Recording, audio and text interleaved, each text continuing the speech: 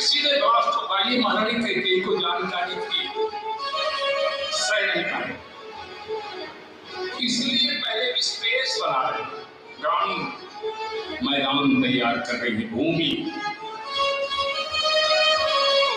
सुना वो प्राण प्रिय भावक जी का, दे हुए कबर भर नहीं टीका, मांगो दूसर पर कर जोगी, और बहुना मनोरथ मोली। एक तरफ से चुमन है, बहुत ध्यान, बड़ी दार्शनिक कथा है। एक तरफ से स्वार्थ की पूर्ति है, दूसरी तरफ से सुहाग की भी चिंता है।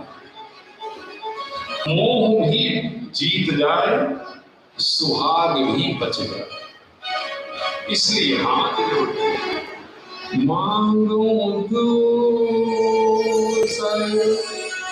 बर कर जो बोली तापस देशो विशेष उदासी। प्राणनाथ धीरज रखिएगा, घबराइएगा नहीं। आप बहुत धीर, आप बहुत धीर, मैं जानती हूँ। आप कायर और बुज़दिल नहीं।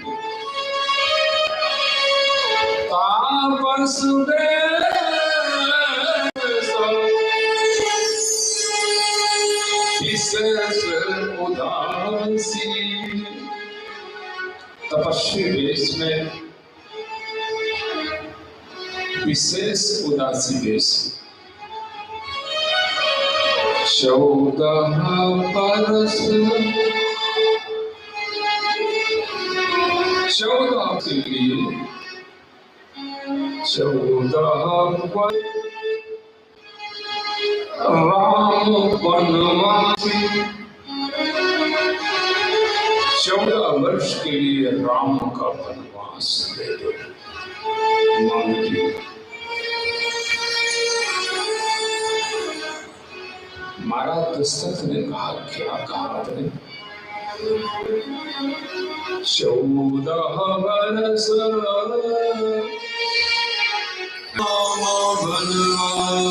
वनवासी। राम को 14 वर्ष के लिए वनवास चाहिए।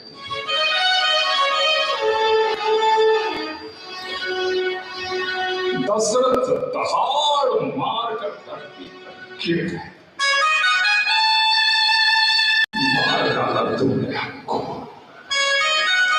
मार दिया करके क्यों किया हमारे साथ ऐसा?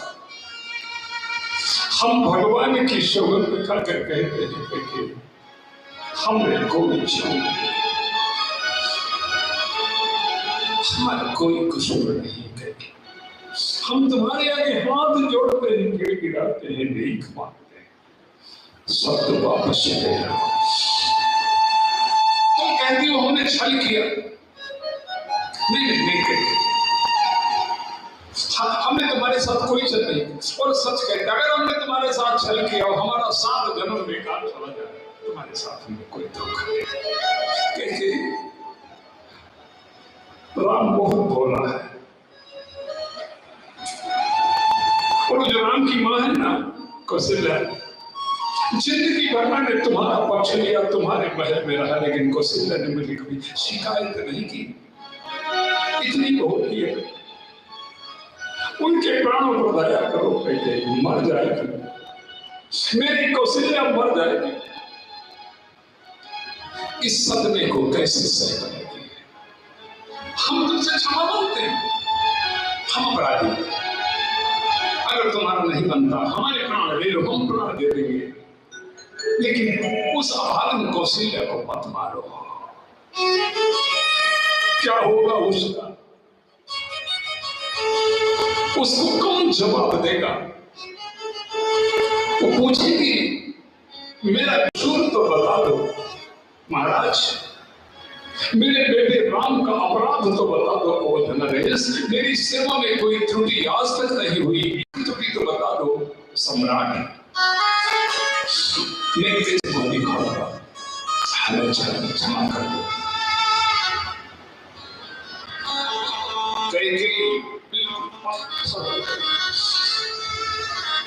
और वही हुआ जो नहीं होना चाहिए। 14 वर्ष चारों तरफ से एक ही आवाज आने लगी, हठीली तूने क्या ठानी।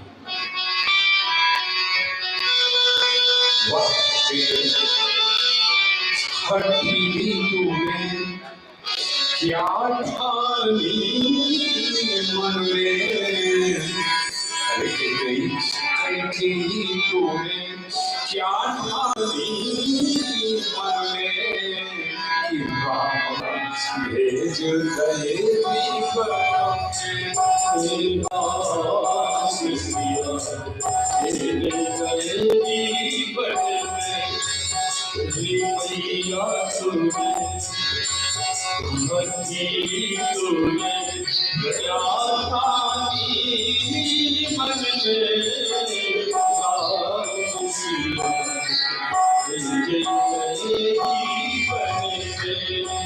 मन में क्या आई कहते, क्या हुआ रे बच्चो, राम और सीता भेज गए ओ राम सीता भेज गए। हरि पागल चलो पूरी दुनिया जानती है ना, चलो तेरो ही जाओ,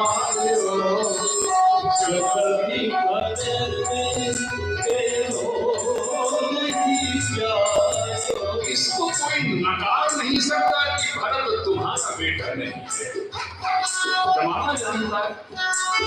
चलो भरत तेरो ही जाओ, तेरी करनी देखी जाओ,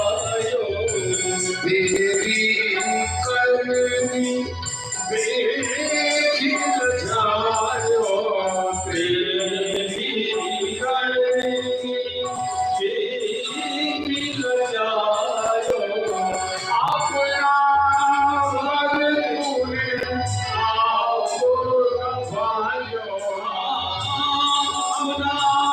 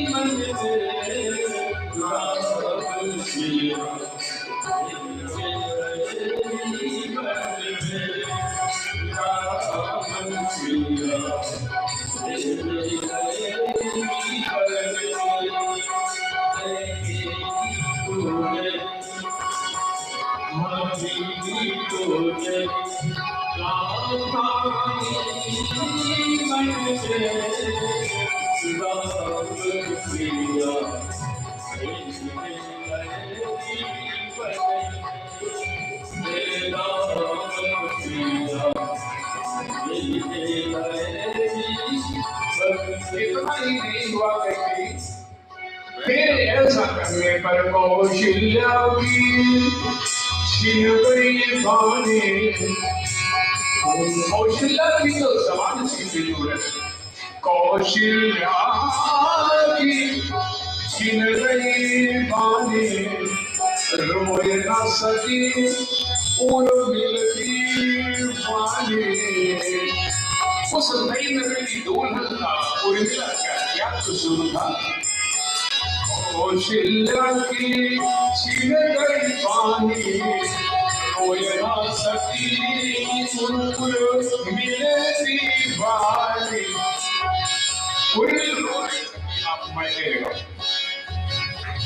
उर्मिला का अपराध, कौशल्या की छीन गई पानी, नहीं करना, ज्यादा विलंबित हो गया, बढ़ाना चाहता हूँ थोड़ा। कौशल्या की छीन गई पानी, रोए ना सकी उर्मिला पानी, रोए ना सकी दीवानी।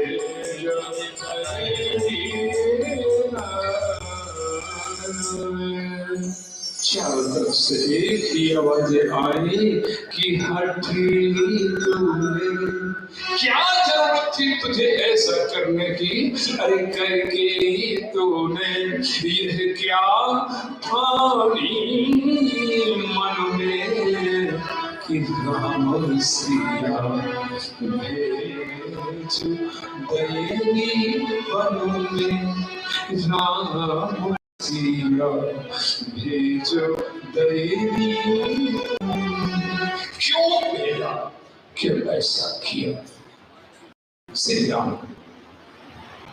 का वनगमन हुआ। इसके पश्चात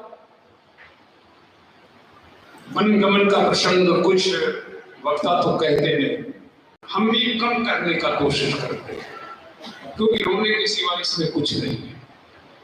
बहुत से तो श्री अवध धाम के वक्ता ये कह करके वनगमन का प्रसंग नहीं करते कि हमारे लिए ठीक नहीं है, सुखद चर्चा करें। इसमें जो श्री भरतलाल जी का अभिनय, जो भरतलाल जी का कर्तव्य पथ है, वो अजीब सराहनीय है, क्योंकि एक भाई को अपने भाई के लिए कहां तक जाना चाहिए, ये श्री भरत से बड़ा उदाहरण दुनिया ने आज तक कहीं बना है। श्री अवध की राज सत्ता को एक फुटबॉल की तरह ठोकर मारने वाला एक भाई भरत, जिस फुटबॉल को लात मारी जाती है, वैसे अवध की राजगद्दी को श्री राम भरत की तरफ फेंकते हैं। ले लो भरत। भरत ने ठोकर मारकर भगवान के पाले में कर दिया, नहीं सरकार आपका है, आप लेंगे। न राम लेने के लिए तैयार है, न भरत लेने के लिए तैयार है। अयोध्या का राज सिंहासन गेंद बन गया है, फुटबॉल बन गया। आज भाई थोड़ा सा बंटवारा में गलती कमी ऐसी हो गई तो विवाद, लेन देन में कुछ गड़बड़ी हो गई तो कोर्ट कचहरी तक विवाद पहुंचता है। भरत जैसा भाई आज तक नहीं हुआ, और संतों का तो यही निवेदन है कि बनना है एक बार तो राम और भरत बन करके दिखाओ, वाली और सुग्रीव बनकर। वाली भी मरेगा, सुग्रीव भी मरेगा, रावण भी मरेगा और विभीषण भी मरेगा, लेकिन बदनाम होकर मर गए। सब मर जाएंगे, लेकिन कोई नाम नहीं लेगा। नाम लेगा तो लोग थूकेंगे, लेकिन जहां पर भारत का नाम आता है तो भाइयों की छाती फूल जाती है। बस 1 मिनट की चर्चा करके वाणी को विराम दे रहा हूं। जिसमें प्रभु श्री राम लंका से विजय प्राप्त करके और अवधपुरी के ऊपर विमान आया, तो विमान में वानर राज सुग्रीव भी थे, राक्षस राज लंकाधिपति महाराज विभीषण भी थे, पूरी वानरी सेना थी। भगवती सीता साथ में, हनुमंत राम जी भी। उस समय जब विमान अयोध्या में घुसने लगा पुष्पक, तो पहले नंदीग्राम आया। कौन सा नंदीग्राम? जहां श्री भरत भी पहले पर थे। चूंकि प्रभु को आना था, ये भरत को मालूम था।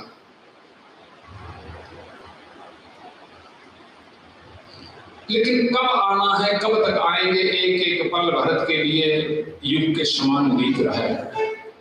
उस विरह वेदना में, वियोग में श्री भरत नंदीग्राम में थे। पुष्पक विमान जैसे नंदीग्राम के ऊपर आया और नीचे उतारने की कोशिश की गई अवध में जाने के लिए, राजधानी में, वहां पर वानर राज सुग्रीव की दृष्टि देखा, बोली यही अयोध्या है जहां के लिए श्री राम बार बार रोते रहे। जिस अयोध्या का नाम लेकर मेरे ठाकुर की आंख से आंसुओं का सैलाब उमड़ता है, यही अवध है। जरा देखें तो, दर्शन तो करें। पुष्पक विमान के ऊपर से ही सुग्रीव जी ने देखा तो अवाक रह गए। क्यों? क्योंकि ऊपर से नीचे देखा कि एक कोई पागल सा आदमी अपने सिर पर पैरों के पहनने वाली खड़ाओं सिर पर रखे है और रो रहा है, नाच रहा।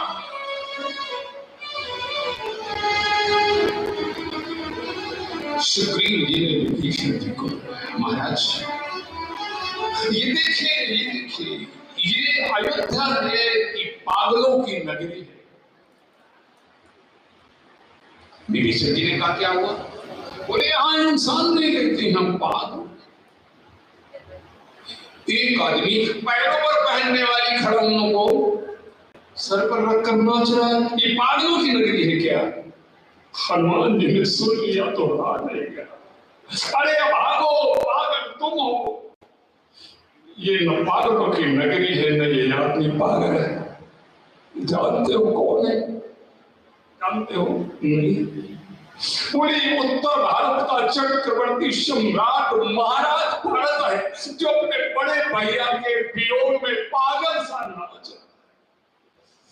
ये बड़े भैया अपने बड़े भाई के चरणों पर पड़ी हुई खाओ रखे। तुम समझा करोगे, तुम तुलना करोगे। तुमने अपने भाई को मरवाया और तुमने अपने भाई की हत्या करवा दी, और ये अपने भाई को राज सत्ता में बैठाने के लिए पागल हो गया। तुम राज सत्ता पाने के लिए पागल हो। ये भारत है कि भारत का भाई भरत जैसा होना चाहिए। भरत जैसा होता है जो अपने बड़े भाई को राज सत्ता देने के लिए पागल होता है, और तुम जैसे भाई राज सत्ता लेने के लिए पागल हो जाते हो। अंतर केवल इतना। दोनों ने क्षमा मांगी। तो भरत का जो चरित्र है वो बहुत अद्भुत है, बहुत बड़ा चरित्र है। ठाकुर जी की इच्छा जैसा समय मिला मिलेगा आगे भी। अभी तो 3 दिन कथा और चलेगी आज के बाद में खास तो हुई। आइए सुनिए, कल की जो प्रसंग है वो सुनिए और आनंद लीजिए। आप सब बहुत भाग्यशाली हैं और आपको हमारे संत जी का जो शुभाशीष प्राप्त हो रहा है। मैं इतनी संख्या में आप सबको देखता हूँ, बड़ी खुशी होती है। और सबसे ज़्यादा भाग्यशाली तो हमारे दीनश परिवार है। इनके जो बुजुर्ग हैं वयोवृद्ध, इन बालकों के ऊपर इनका वरद हस्त है, ऐसा ही बना रहे।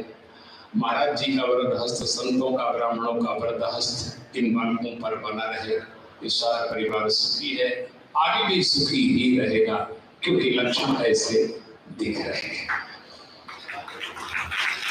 हम सबके लिए निवेदन करते, हम तो कहते भगवान ने इन्हें इस लायक बनाया है, अब तो कर रहे हैं, इस लायक बनाया है तब ऐसा कर रहे हैं, आगे भी और अच्छा बनाता जाएगा, तो ये निरंतर भी और भी अच्छा करते चलेंगे, ऐसी हमारी शुभकामना है।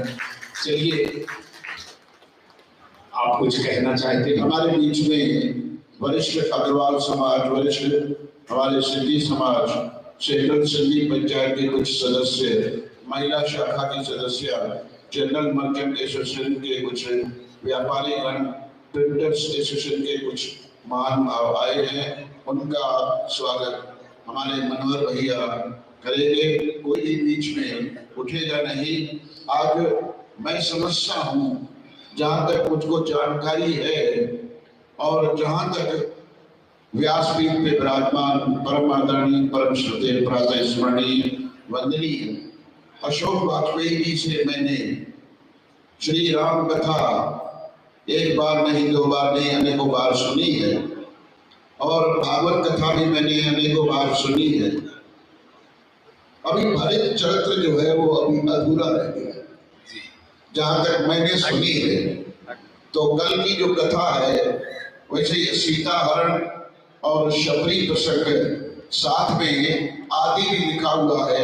आदि का मतलब है और भी, यानी भरत चरित्र और भी जो कुछ होगा वो। जोरदार तालियां बजा दीजिए भाई, मैं आपकी तरफ से बोल रहा हूँ। तो कल का जो प्रसंग है सीता हरण, शबरी का प्रसंग, माता शबरी का प्रसंग और जो भरत चरित्र, क्योंकि आज के युग में भरत चरित्र की बहुत आवश्यकता है। आज के वक्त में भरत चरित्र की बहुत आवश्यकता है। जैसा आपने अभी बताया कि भाई भाइयों में दीवार हो जाती है, भाई भाई अदालत और कोर्ट कचहरी में पहुंच जाते हैं, तो भरत चरित्र की बहुत आवश्यकता है। जो अधूरा है उसे भी आप कल पूरा करेंगे। सीता हरण और शबरी प्रसंग भी होगा। बाकी 3 दिन की और कथा है। आप सभी से मेरा करवत प्रार्थना है कि आप समय से आइए। थोड़ा देर से आते हैं तो प्रसंग भी देर से प्राप्त होता है। समय से आइए तो समय से आप होगा। अभी आरती होगी, एक तरफ माताएं और एक तरफ भाई होंगे और हमारे भैया ये सभी स्वागत कर रहे हैं। तो आइए आरती को प्रारंभ करते हैं। स्वागत का कार्यक्रम भी चलता रहेगा और आरती का कार्यक्रम भी चलता रहेगा। माताएं पहले लाइन से आए थे क्या? भाई लोग भी लाइन से आए। बाहर प्रसाद की भी व्यवस्था है, प्रसाद की लाइन से हुए लेते जाए। कोई भी अव्यवस्था न फैलाए। ये हमारी आपके श्री चरणों में हाथ जोड़कर